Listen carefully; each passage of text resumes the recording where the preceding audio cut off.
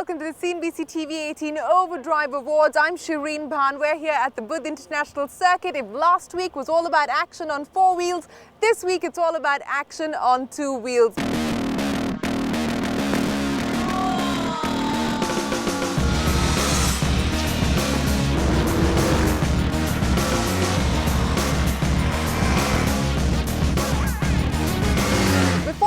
The contenders, here's a quick snapshot of the year gone by. After jaw-dropping sales in 2011, 2012 has been a relatively slow year for the two-wheeler industry, but we've seen a lot of exciting launches. Before we get you all the two-wheel action, let's meet our jury.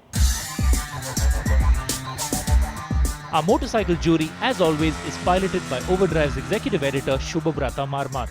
A man who spends almost every waking moment in his leathers riding and evaluating motorcycles, Shumi drives Overdrive's industry-leading coverage of the two-wheeler space. Overdrive's other resident biker is senior correspondent Abhay Verma. Our resident data logger, he road tests and evaluates every new bike and scooter launched in the country. Even though he spends a lot more time on four wheels, Overdrive's editor Bertrand D'Souza started his career as a journalist riding and reviewing two-wheelers, and still grabs every opportunity to get his knee down on a racetrack. Joining our jury for the second straight year is 21-year-old Sarath Kumar, India's best young bike racer and a national champion in multiple classes. He has raced in the MotoGP 125cc class in 2011 before doing a full season of the Italian 125cc championship in 2012 with Mahindra Racing, where he scored his first ever international podium. The newest addition to the Overdrive jury is Anand Dharmaraj. Founder of Indy Motard, a track day coach and ex-US club racer, he is passionate about bikes and is responsible for introducing a new generation of Indians to track riding and motorcycle touring. I guess what I'm looking for is a couple of things. One is probably a performance that meets a certain sense of criteria of rideability rather than just outright performance. And I think the second part of it would be aesthetically appealing, and the third thing would be a value for money. I think these are the three things that I would probably say when I go in to purchase a motorcycle. I'd probably look at these three are my considerations. There's been plenty of action in the entry-level segment of the two-wheeler market. We've seen Hero and Honda split. Honda make its solo entry into India with the Dream Yuga. We've seen Bajaj give market leader Hero top run for its money with the new Discover. Let's take a look at the contenders in the entry-level segment.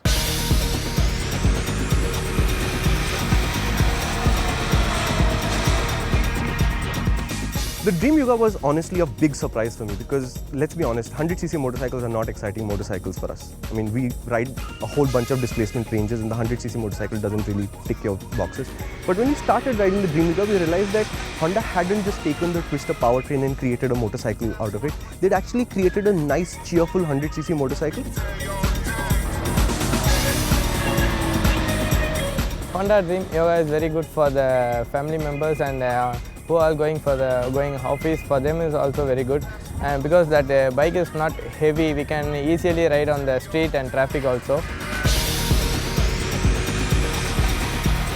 It's got great ride quality, it's got a very effervescent and bubbly engine. Lots of pleasure to be derived from riding that engine. There are a lot of lessons that it has learned from the Twister, and it repackages all of that into this new avatar, which is the Dream Yuga. But I must tell you, that motorcycle has been an absolute delight to ride here at BIC and well on the roads as well.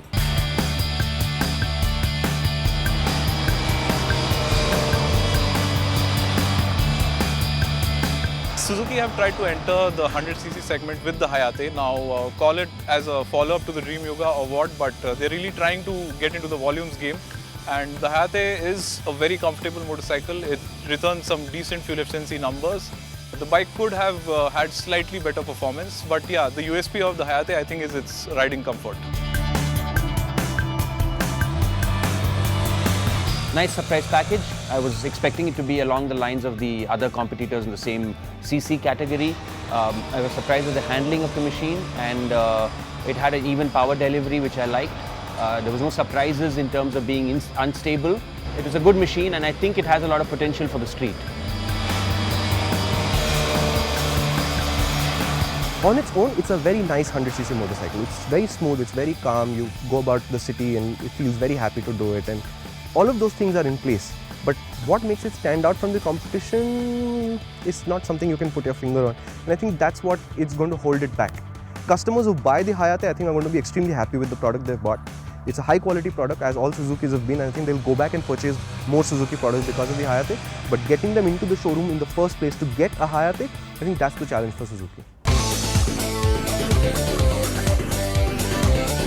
So the Discover 125 ST is Bajaj's new 125, and it's exactly what you expect from Bajaj. It's a formula for success that they've used repeatedly before, and it's one more in that chain. What it does is give you excellent value for money and just a little bit more performance, so that it just stands out from the competition. What it does nicely is it is a really nice city motorcycle to ride. The extra performance does help. It is the quickest 125 we have right now. The thing I have an issue with is, I think, the name.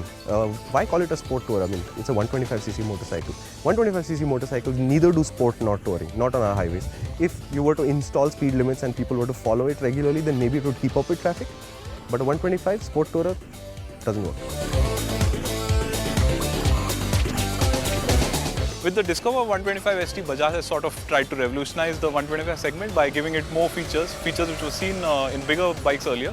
And they've tried to give the bike some good performance, which is slightly at the compromise of fuel efficiency. Bajaj has been known for pricing its motorcycles really competitively, and I think it's the same case with the Discover. The pricing is good, and it's I think a couple of thousand rupees cheaper than the Stunner, which has always been one of our favorite 125cc bikes. So I think it's a good buy, but I only wish the bike was more comfortable. Well, from the commuter and the executive segment now to power on two wheels. All of that and more coming up for you when we return. You're watching the CNBC-TV18 OVERDRIVE Jury Round.